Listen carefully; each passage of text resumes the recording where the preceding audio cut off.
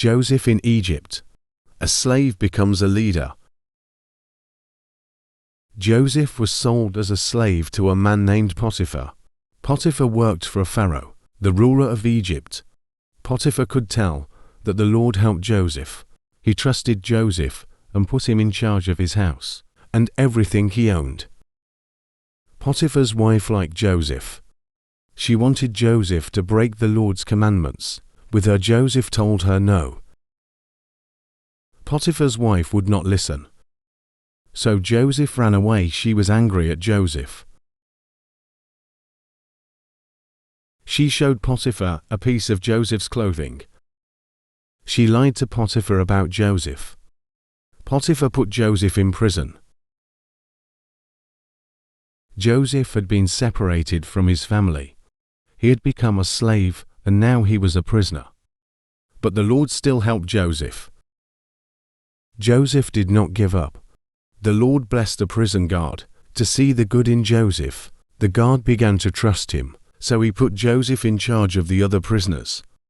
Joseph met two prisoners, a baker and a butler who would work for Pharaoh. They both had strange dreams. Through the Lord's power, Joseph explained what their dreams meant. The butler's dream meant that the butler would be freed. 3 days later, he was set free to work for Pharaoh again.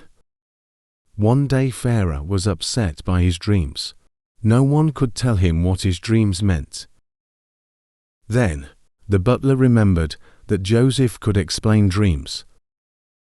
Joseph was brought out of prison to explain Pharaoh's dreams. Joseph said the dreams meant that Egypt would have 7 years with lots of food, followed by 7 years of famine with very little food. Joseph told Pharaoh that Egypt should save extra food during the good years. Pharaoh knew that what Joseph said about his dreams was true. He set Joseph free from prison and made Joseph a great leader in Egypt. For 7 years, Joseph helped Egypt store extra food.